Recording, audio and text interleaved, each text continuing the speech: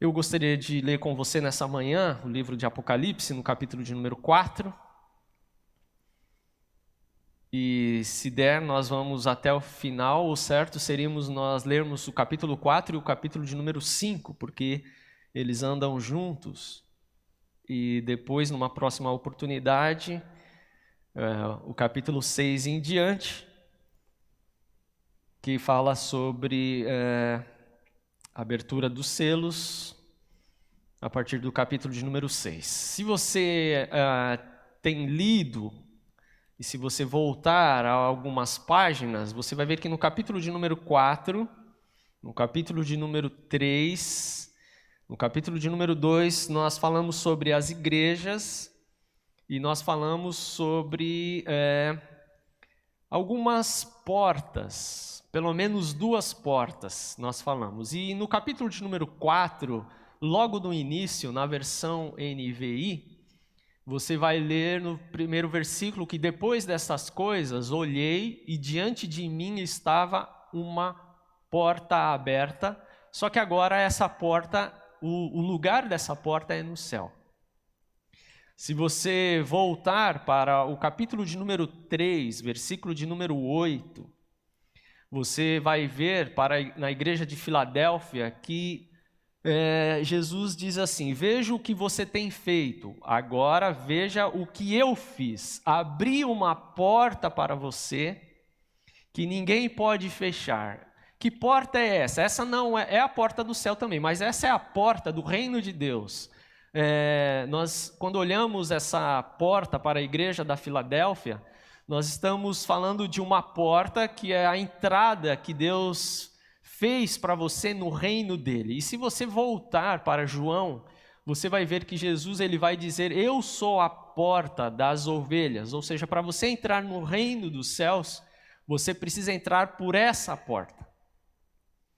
Então, nós temos uma porta no 3:8. Se você continuar lendo, o capítulo de número 3, ele vai terminar lá no versículo de número 20, falando sobre uma outra porta.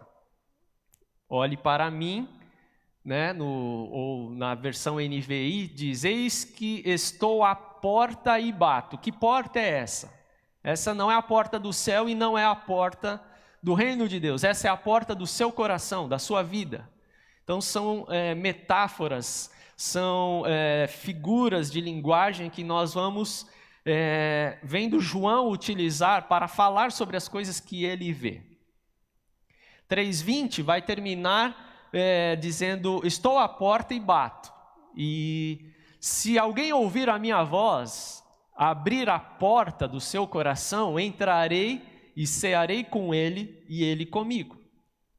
E agora voltando para o capítulo de número 4, quando você abre a porta do seu coração, você tem acesso a essa porta do reino de Deus. E João tem acesso a uma porta para o céu. Nós não tivemos acesso a essa porta. E o que João vê ao entrar nessa porta do céu? A voz de trombeta, vamos continuar lendo 4, 1 e 2, vamos seguir. Depois dessas coisas, olhei e diante de mim estava uma porta aberta no céu. A voz que eu tinha ouvido no princípio, falando comigo como trombeta, disse: suba para cá e eu lhe mostrarei o que deve acontecer depois dessas coisas. Imediatamente eu me vi tomado pelo Espírito. Bom, qual Espírito? Você pode pensar que é o Espírito Santo, talvez seja o Espírito dele que entrou num momento assim de êxtase. Bom, nós não sabemos com certeza. Se você for procurar, você não vai achar assim, dizendo quem é o Espírito, mas alguns vão dizer que é o Espírito Santo, outros vão dizer que o Espírito Santo toma o Espírito de João e o coloca num momento de vislumbre de coisas que ele nunca viu.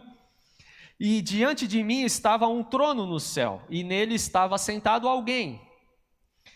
Aquele que estava sentado era de aspecto semelhante a jaspe e sardônio. É interessante que no capítulo de número 4, você não tem certeza claramente de quem está sentado no trono. Tem alguém lá, mas você não tem essa certeza. Ele não diz que é Deus Pai ou Deus o Cordeiro. Mais para frente você vai olhar e você vai falar, não, acho que é o Cordeiro que estava sentado no trono. Mas é interessante que aqui ele não diz, ele diz, aquele que estava sentado era de aspecto semelhante a jaspe e sardônio. Um arco-íris parecendo uma esmeralda circundava o trono. Vamos seguir, ao redor do qual estavam outros 24 tronos, e assentados neles havia 24 anciãos. Eles estavam vestidos de branco e tinham na cabeça coroas de ouro. Do trono saíam relâmpagos, vozes e trovões. Diante dele estavam acesas 7 lâmpadas de fogo, que são os 7 Espíritos de Deus. E diante do trono havia algo parecido como um mar de vidro, claro como cristal.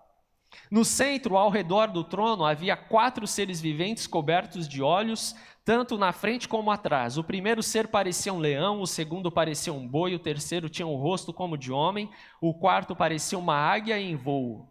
E cada um deles tinha 6 asas e era cheio de olhos, tanto ao redor como por baixo das asas, dia e noite, repetem sem cessar.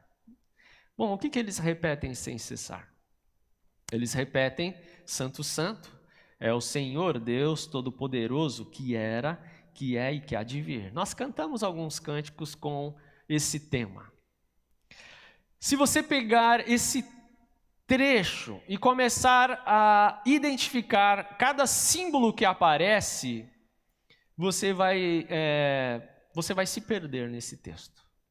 Porque você precisa ter em mente que João ele entra nessa porta do céu, ele vê aquele que está assentado no trono, mas ele não diz quem é. Ele usa símbolos porque ele está falando de algo majestoso, ele está falando de algo grandioso, ele está falando de trovões que saem desse trono, ele está falando de relâmpagos, de vozes. Diante deles tem 7 lâmpadas de fogo, 7 Espíritos de Deus. Ele está falando de algo que ele não consegue traduzir de forma para a nossa linguagem, que é exatamente aquilo que ele está vendo de algo tão maravilhoso, grandioso e inexprimível.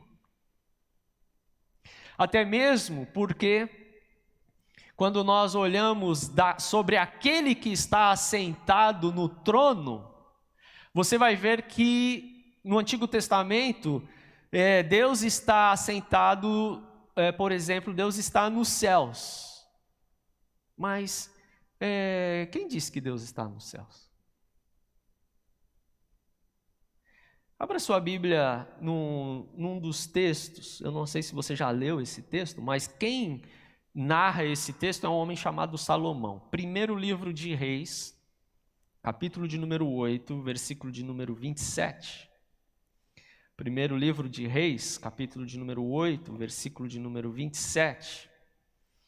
Você sabe que Salomão foi um dos homens mais sábios que existiu sobre a terra. E tem uma fala de Salomão, nesse capítulo de número 8, e esse capítulo ele está envolvido sobre a questão do templo, da construção, da conclusão, da dedicação e da ocupação do templo. E Salomão, vamos dizer assim, nesse final de conclusão do templo e abertura, ele diz assim: é possível, na minha versão da mensagem diz assim, é possível Deus morar no nosso meio, nesse templo? E a conclusão que ele chega é a seguinte: nem o próprio universo é suficiente para conter o seu ser, muito menos o templo que construí. Na versão NVI diz assim: mas será possível que Deus habite na terra? Os céus, mesmo os mais altos céus, não podem conter-te, muito menos este templo que construí.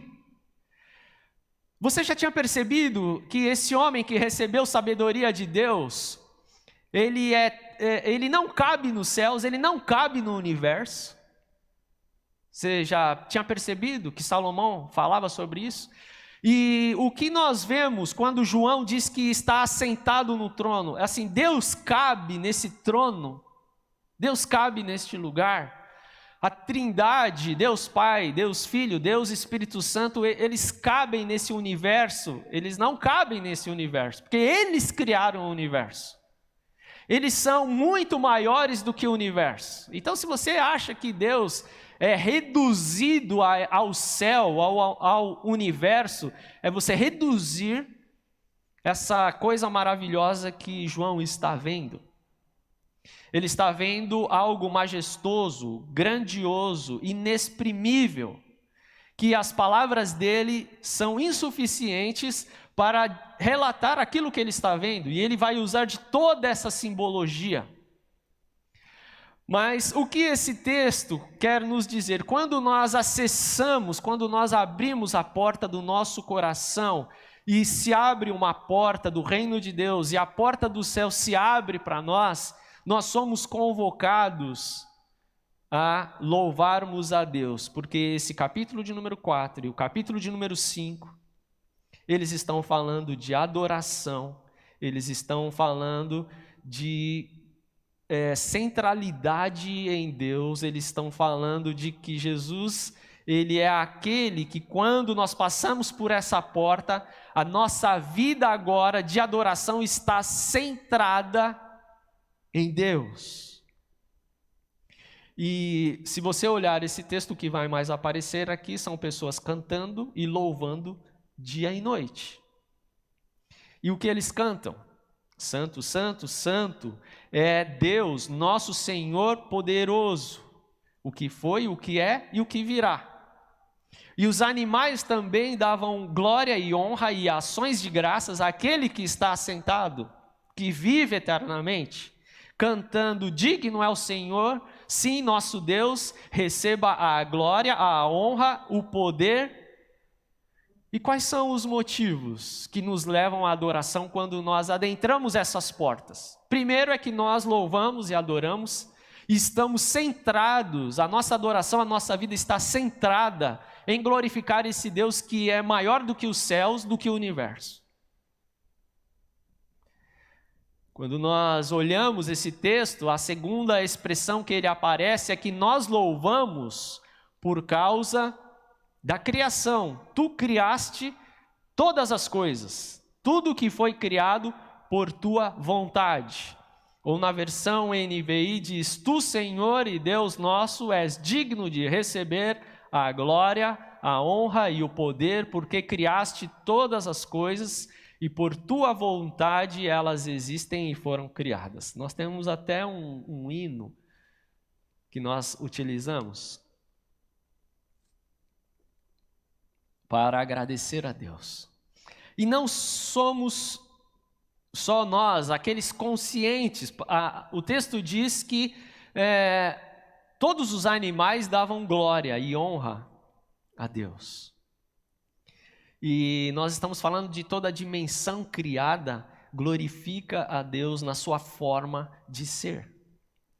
Quando nós olhamos essas dimensões e nós vemos que a vida que Jesus constrói através da adoração é uma vida centrada na adoração a Deus e não a nós mesmos. Nós temos que olhar para a dinâmica da nossa vida e ver aonde a nossa adoração está centrada. Para aqueles que estão acompanhando o livro de Jeremias, você vai verificar que aquilo que o povo de Israel fala, professa, louva com os lábios no templo, não tem nada a ver com uma vida centrada em Deus de adoração. Eles estão distantes de Deus. Eles têm uma prática religiosa no templo, e o templo que foi construído, na época de Jeremias, ele será destruído, porque o templo ele se tornou uma pedra que os israelitas estão tropeçando, porque eles acham que têm uma vida centrada de adoração a Deus, mas eles não têm, eles só têm uma espiritualidade superficial, de fachada, em que com as suas bocas, com os seus lábios, eles cantam algumas coisas, recitam alguns textos, inclusive, do Deuteronômio, mas a vida deles não tem nada a ver com uma vida centrada de adoração. Porque uma vida centrada de adoração em Deus e não em nós mesmos, revela, reúne, afirma coisas que Deus afirma e não que nós afirmamos. E quando nós olhamos esse momento de adoração, nós vamos no capítulo de número 5 ver mais um dos motivos de adoração. E no capítulo de número 5 ele diz: vi um livro em forma de rolo, na mão direita daquele que está sentado no trono, estava escrito dos dois lados e selado com 7 selos. Eu não sei se você já reparou que tem muita coisa escrita sobre esse livro. Mas uma das coisas que eu tenho percebido, que alguns teólogos parecem ter se enganado, é que parece que esse livro, ele tem uma forma e ele está escrito dos dois lados, e esse livro, antes de ser lido, ele tem 7 selos. E como que você pode ler um livro e saber o conteúdo do livro se você não abrir os 7 selos? E parece que algumas pessoas vão fazendo uma confusão em que elas abrem os selos e já sabem o conteúdo desse livro, mas não é assim que a narrativa vai nos mostrar no capítulo de número 5.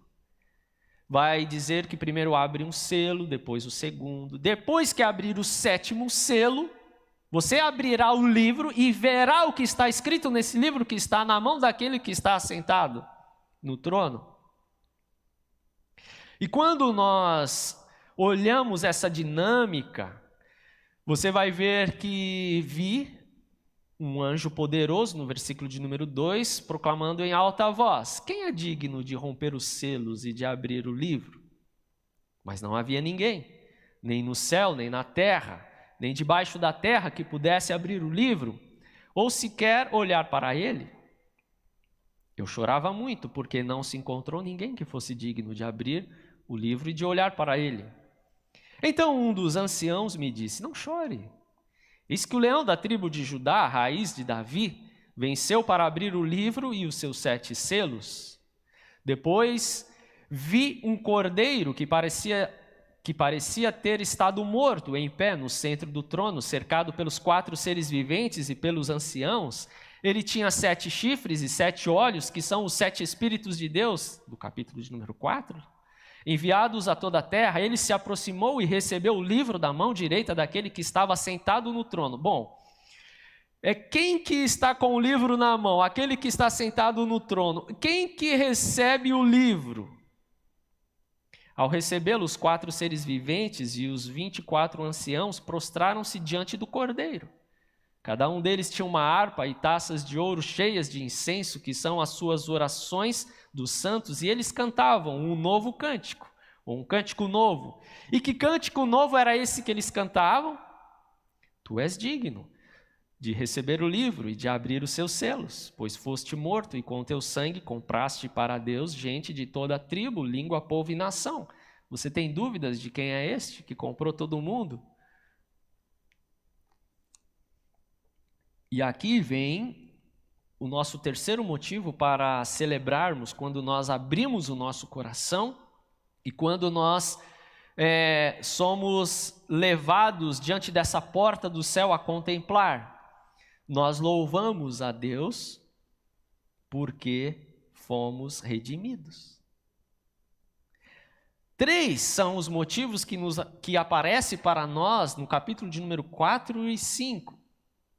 Primeiro, que nós louvamos a Deus quando nós entramos nessa porta. Nós louvamos um Deus majestoso, grandioso, inexprimível, que não cabe nos céus e nem no universo. Nós louvamos por causa da criação. Tu criaste todas as coisas. E nós louvamos porque com o teu sangue compraste homens e mulheres ao redor de toda a terra. Compraste-os de volta para Deus, fizeste deles um reino, sacerdotes para nosso Deus, reis sacerdotes para governar a terra. Ou seja, nós louvamos pela redenção, porque fomos redimidos. E o texto vai continuar. Versículo de número 11, então olhei e ouvi a voz de muitos anjos, milhares, de milhões de milhões. Eles rodeavam o trono, bem como os seres viventes e os anciãos, e cantavam em alta voz. Digno é o Cordeiro que foi morto de receber poder, riqueza, sabedoria, força, honra, glória e louvor.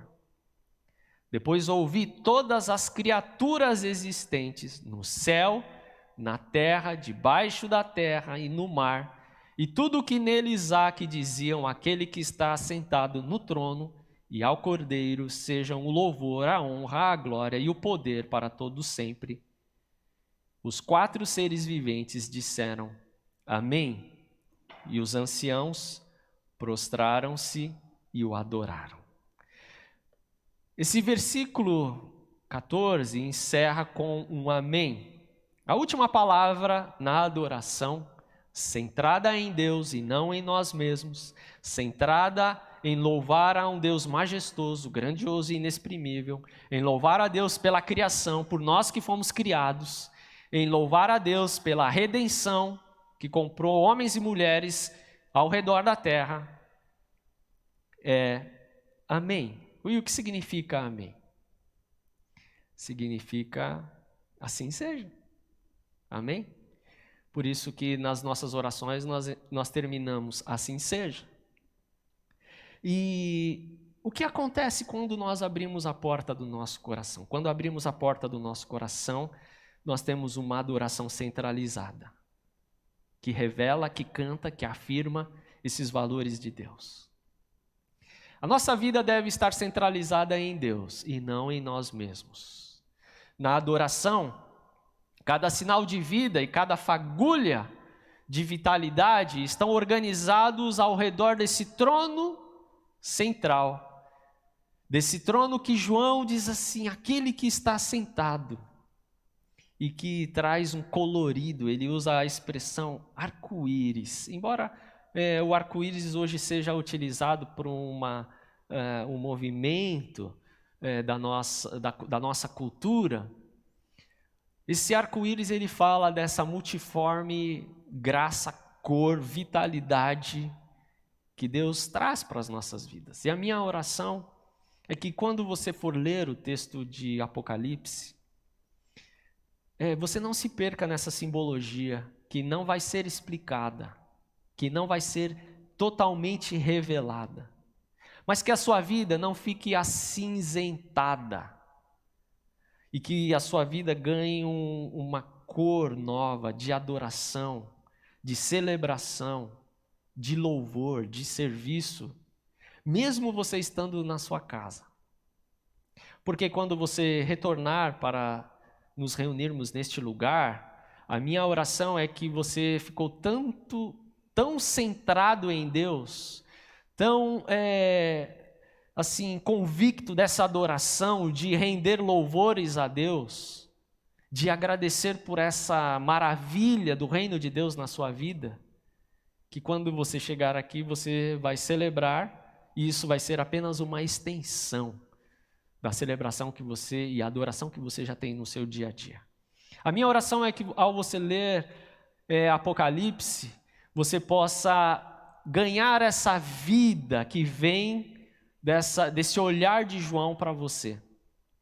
De você adentrar essa porta do céu e você ver que você foi comprado, você foi redimido e você faz parte hoje do reino de Deus, você é do sacerdócio do nosso Deus. Você é sacerdote para governar a terra, não no sentido de que você vai ter poder igual ao poder humano, mas você vai ter poder espiritual para viver uma vida de vitória, à luz do reino de Deus, não à luz dos nossos dias. Que Deus te abençoe na sua caminhada e que você, ao celebrar a ceia, você não perca de vista essa dimensão gigantesca de quem Deus é e que Ele está muito mais além do que você imagina. Eu convido os diáconos para estarem junto à mesa e nós vamos ouvir aquela música Digno é o Cordeiro que foi morto. E vamos celebrar a ceia nessa manhã.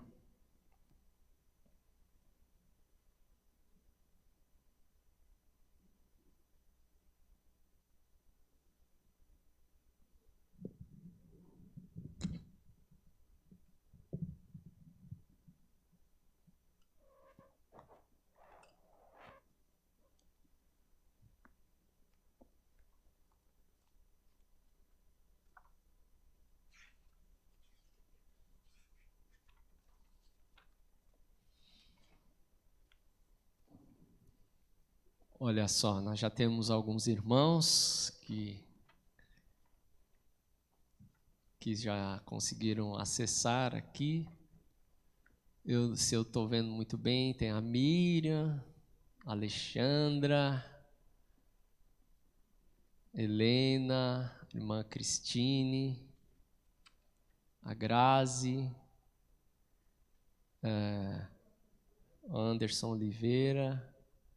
Olha aí, os irmãos estão chegando aí.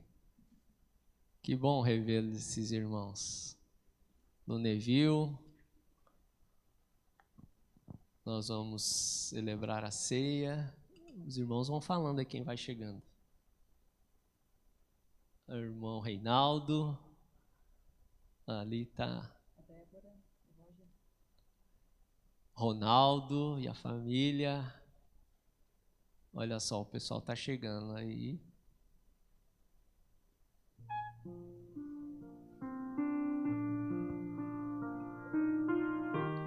Irmã Sônia, Roger, Renato Roger, irmã Edneuza,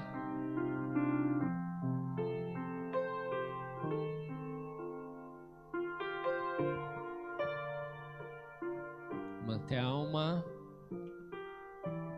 irmã Leda. Olha só, o pessoal está chegando, né?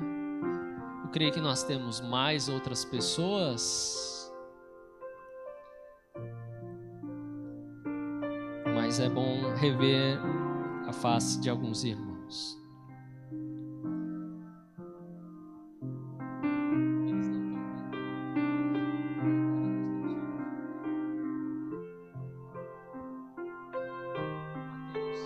Agora é só o Zoom, não tem a câmera, né? Ah, tá funcionando. Ok, então você vai chegando e nós vamos celebrar a ceia do Senhor. Esse hino que está sendo tocado é o hino digno, é o Cordeiro que foi morto, de receber a honra, a glória, a força e o poder. E ao celebrarmos a ceia nessa manhã, em Apocalipse nós vemos que Jesus é aquele que no capítulo de número 2 e 3 está cuidando muito bem da sua igreja e das igrejas locais. E às vezes parece que nós não deixamos Jesus cuidar como ele gostaria, nós às vezes intervimos. E Jesus diz assim: ah, João, não é para você ficar colocando tanto a sua mão aí não. E em alguns textos nós vemos que Jesus é aquele que vai e retira o candelabro, e aquela igreja ela fecha. A igreja ela fecha.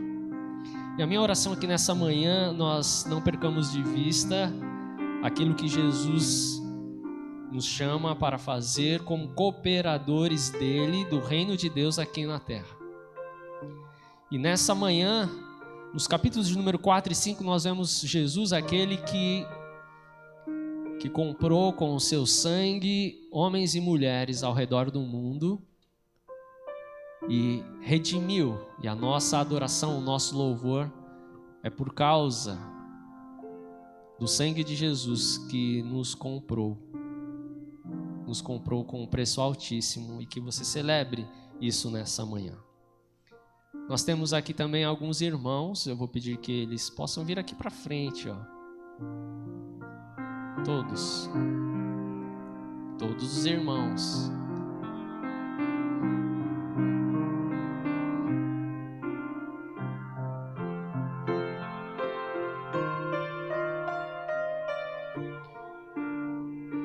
nós vamos entregar o pão, símbolo do corpo, e o cálice, símbolo do sangue de Jesus, e nós vamos celebrar a nossa ceia.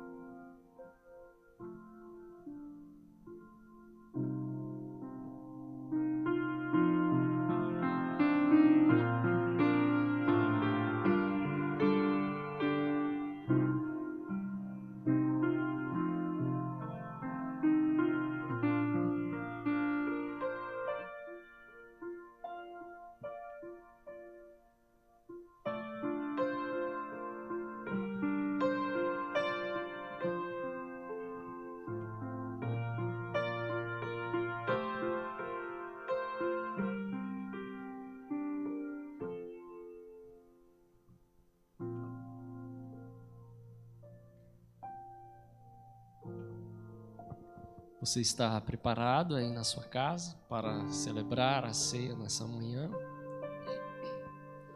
Nós temos alguns irmãos que estão ali. Deus abençoe vocês. Nós vamos agradecer pelo pão, símbolo do corpo de Cristo, com o irmão Dário. Senhor Deus e Pai, estamos na Tua presença nesse domingo pela manhã, Senhor, para Te dar a honra e a glória pelo Teu poder, Senhor, pelo tudo que Tu fez por nós humanos, ó Senhor, que não merecemos, mas mesmo assim o Teu amor foi infinito. Foi tão infinito que deu Teu Filho, Senhor, o corpo do Teu Filho. E é por esse corpo representado, por esse pão que nós comemos hoje, Senhor.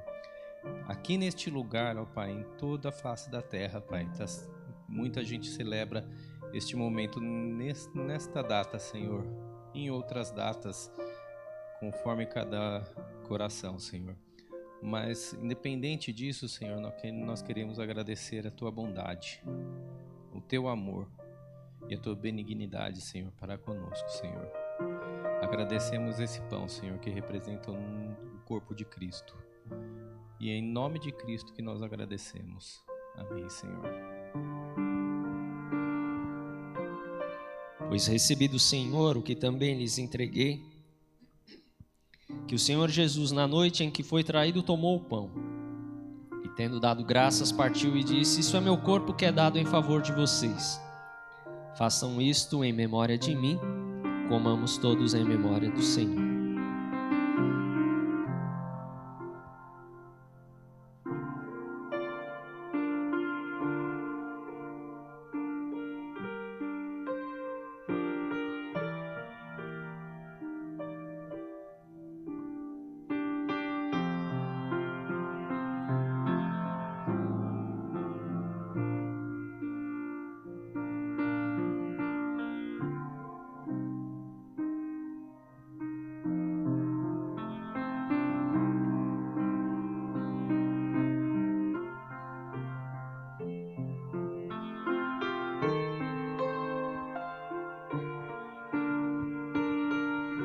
Obrigado, Pai de amor, por esta manhã. Obrigado porque nos reunimos aqui na Tua presença. E obrigado porque o Senhor está presente aqui em nosso meio, ó Deus.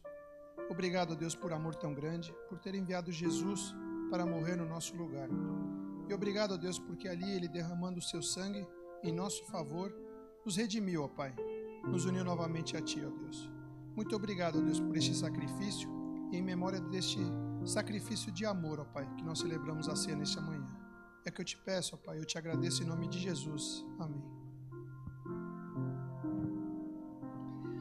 Da mesma forma, depois da ceia, ele tomou o cálice e disse: Este cálice é a nova aliança no meu sangue. Façam isso sempre que o beberem em memória de mim. Bebamos todos em memória do Senhor.